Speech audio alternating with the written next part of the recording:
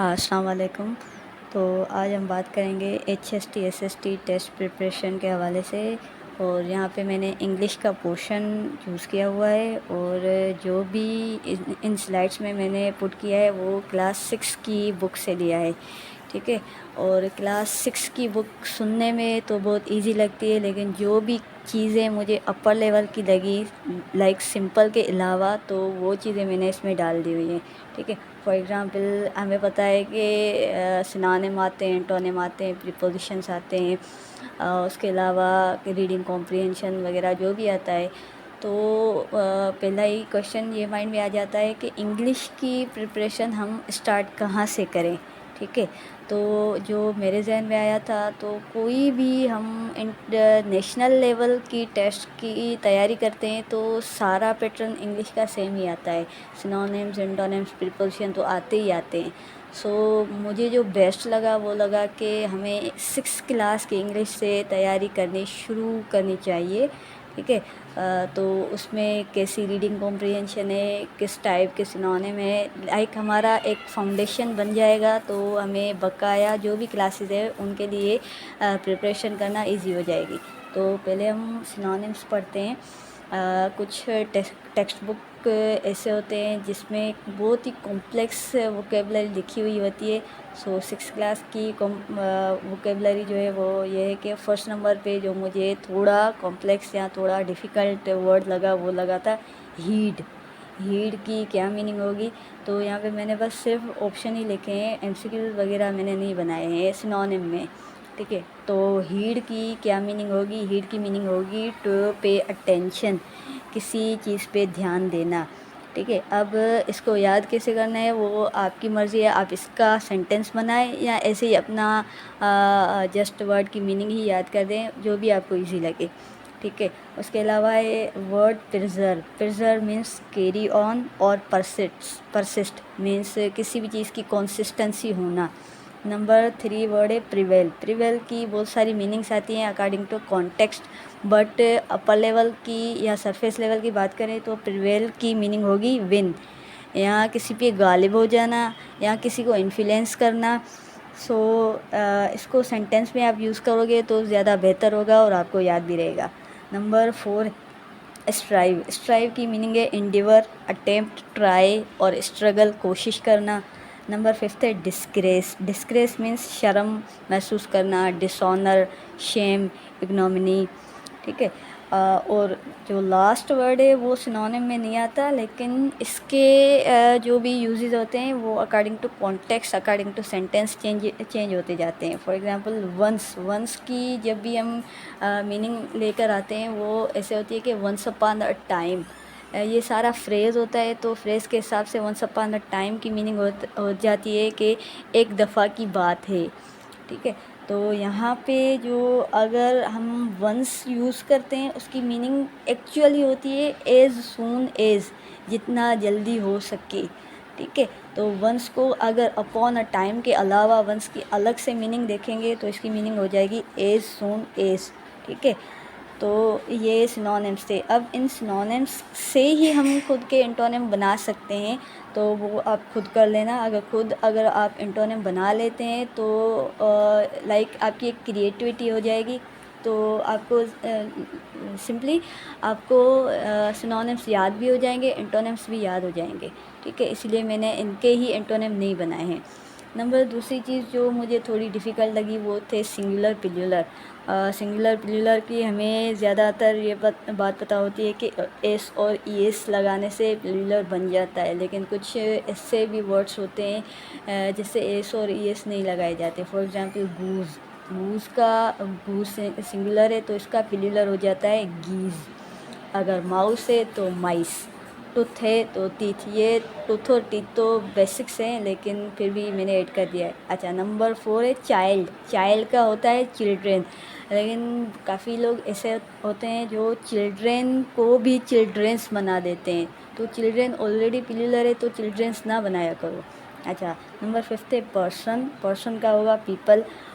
कभी कभी पीपल्स भी लगाया हुआ होता है। पीपल्स की मीनिंग हो जाएगी कि डिफरेंट कंट्रीज़ के लोग। For example India, Pakistan, Bangladesh, इन सब के लोगों की बात करेंगे तो हम बोलेंगे कि ये पीपल्स हुए। अगर पीपल बात करेंगे तो एक ही मुल्क के एक पीपल हो जाएंगे, ठीक है। अच्छा, फुट का फीट, ऑक्स का ऑक्सिन, और स्कार्फ का स्कार्व्स, ठीक है, जैसे वाइफ का वाइव्स और नाइफ का नाइव्स होता है। अच्छा, कुछ ऐसे भी पिल्युलर्स हैं जो सिंगुलर भी सेम है, पिल्युलर भी सेम है, जैसे डियर, डियर का पिल्युलर डियर ही हो जाएगा, शीप, शीप का शीप, हेयर का हेयर, फ़िश का फ़िश हो जाएगा, ठीक है। ठीक है, सो फ़िश का फ़िशेज़ इसीलिए नहीं हम बोलते कि फ़िशेज़ अगर हो जाएंगी तो डिफरेंट वेराइटीज़ आ जाएंगी, लाइक वेल फ़िश हो गई, डॉल्फिन हो गई, ऐसे ही काफ़ी वेराइटीज़ आ जाएंगी। अच्छा, तो यहाँ पे क्वेश्चन आ रहा है what will be the plural of folks. So focus का पिल्युलर आपने मुझे कमेंट में बता देना है, ठीक है। अच्छा, फिर आ जाते हैं प्रीपोजिशन। प्रीपोजिशन के लिए हम जो कॉमन मिस्टेक करते हैं वो ये होती है कि हम वर्ड के साथ फिक्स प्रीपोजिशन याद कर लेते हैं। फॉर एग्जांपल डिप्राइव, डिप्राइव से ऑफ लगेगा, अफ्रेड, अफ्रेड से ऑफ लगेगा, ऐसे नहीं होता।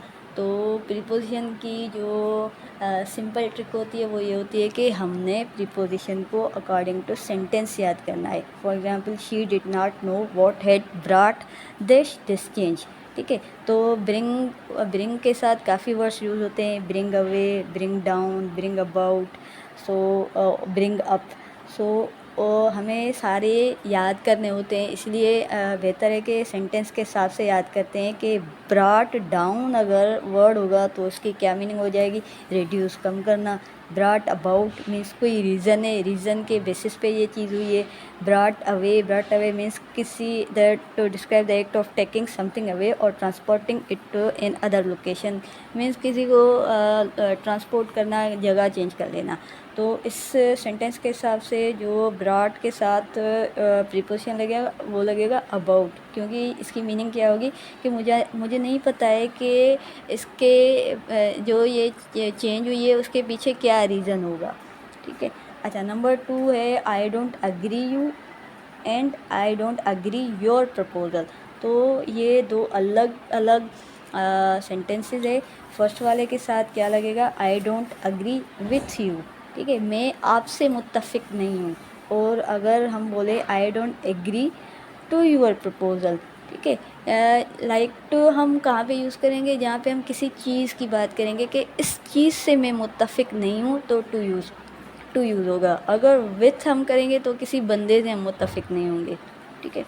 अच्छा, नंबर 3 है यू कैन हेल्प देश हैंगिंग आउट क्लॉथ्स, ठीक है। फॉर एग्जांपल आप किसी की मदद करते हैं तो हम बेसिकली ये यूज़ करते हैं कि I can help you in doing this, ठीक है। तो बुक में लिखा हुआ था कि इन नहीं यूज़ करना है, यहाँ पे जो यूज़ होगा वो वर्ड बाय यूज़ होगा, ठीक है। You can help her by hanging out clothes, सही है। अच्छा, उसके अलावा all the girls left the classroom देश सीमा, ठीक है। सीमा के अलावा सारी गर्ल्स थी जो क्लास से बाहर चली गई। तो यहाँ पे क्या होगा, विदाउट होगा, एक्सेप्ट होगा, बिसाइड होगा या ऑल होगा। अच्छा, ये भी बात याद कर लें कि बिसाइड और बिसाइड्स दोनों में डिफरेंस होता है। तो इस सेंटेंस के मुताबिक यहाँ पे जो वर्ड यूज़ होगा वो होगा बिसाइड, के सीमा के अलावा सारी गर्ल्स जो है, सॉरी यहाँ पे एक्सेप्ट यूज़ होगा, बिसाइड नहीं होगा। यहाँ पे जो बिसाइड की मीनिंग चेंज हो जाती है, ठीक है, सॉरी। अच्छा, उसके अलावा I will have my own shop देश my dream job of computer engineer. अच्छा, ये दो सेंटेंसेस यहाँ पे शो कर रहा है कि मैं एक दुकान चलाऊँगा, दूसरा मेरा ख्वाब है कि मैं कंप्यूटर इंजीनियर बन जाऊँ, ठीक है। तो यहाँ पे क्या वर्ड यूज़ होगा, यहाँ पे बिसाइड्स यूज़ होगा कि बिसाइड्स की एक्चुअल मीनिंग क्या होती है, इन एडिशन टू, इसके साथ साथ, मतलब दुकान भी चलाऊँगा और उसके साथ साथ मैं कंप्यूटर इंजीनियर भी बन जाऊँगा, ठीक है। अच्छा, I am off to bed, अब यहाँ पे दो ऑफ हो गए, तो OFF off to bed means मैं सोने जा रहा हूँ, ठीक है। अच्छा, उसके अलावा you can wash the dishes after lunch और डिनर, ठीक है। तो वॉश के साथ क्या लगेगा इस सेंटेंस के अकॉर्डिंग, टू, इन, अप और नन ऑफ दिस। तो यहाँ पे लगेगा up, wash up the dishes. ये सारे सेंटेंसेस हैं जो मैंने बुक से लिए हुए हैं, मैंने खुद के नहीं बनाए। अच्छा, my uncle help me dash homework of mine when he came to house. ठीक है, यहाँ पे हमने पहले देखा कि हेल्प बाय यूज़ हुआ था, और यहाँ पे जो हेल्प के साथ यूज़ होगा वो होगा हेल्प विथ। ठीक है, हेल्प मी इन नहीं यूज़ होता, help me with homework of mine. ठीक है, अच्छा, they share skin and bone and mind most of our colours are amazingly the same. ये एक कहावत है। ठीक है, तो यहाँ पे हम एक्सेप्ट यूज़ करें, बिसाइड यूज़ करें, बिसाइड्स यूज़ करें या बिनेथ यूज़ करें। तो कहावत है, तो कहावत के अकॉर्डिंग हम यहाँ पे बिनेथ यूज़ करेंगे। लाइक स्किन, बोन और माइंड के अलावा सारी जो कलर्स है वो सिमिलरली सेम ही होती है। ठीक है, अच्छा, we go dash the streets with water guns for a water fight. ठीक है, तो we go around the streets means गली गली चेंज करना। ठीक है, अच्छा, उसके अलावा ये कुछ प्रीपोजिशंस थे, लाइक एट, इन, ऑन। ये टाइम के हिसाब से चेंज होते हैं कि एट कहाँ पे यूज़ होगा, इन कहाँ पे यूज़ होगा और ऑन कहाँ पे यूज़ होगा। तो एग्जैक्ट टाइम अगर हमें पता होता तो हम एट यूज़ करेंगे। ठीक है, for example exactly at 3 o'clock, like 8:10:30, 8 नून। अच्छा, नून और मिडनाइट और नाइट, यहाँ पे हम एट यूज़ करते हैं, इन यूज़ नहीं होगा। In the morning, in the evening, in the afternoon. अगर आफ्टरनून होगा फिर भी हम इन यूज़ करेंगे, अगर खाली नून होगा तो हम एट यूज़ करेंगे। सिमिलरली इन कहाँ भी यूज़ होता है, मंथ्स में यूज़ होता है, ईयर्स में, सेंचुरीज़ में। तो ये इन द आइस एज, इन 1990। अच्छा, ऑन कहाँ भी यूज़ होता है, ऑन फिर हम डेज़ में यूज़ करते हैं और डेट्स पे यूज़ करते हैं। ठीक है, ऑन माई बर्थडे, अगर बर्थडे हो गया तो यहाँ पे भी कोई डेट ही होगी। ठीक है, so this is the exercise. आप ऑन, इन, एट की एक्सरसाइज प्रैक्टिकली यहाँ पे यूज़ कर सकते हैं। अगर आपने इस पिक्चर को सही से समझा होगा तो ये टेस्ट आप इजीली कर सकेंगे। अगर कोई भी चीज़ समझ नहीं आ रही तो आप मुझसे पूछ सकते हैं। बाकी लाइक करो, कमेंट करो, शेयर करो, सब्सक्राइब करो। Thank you so much.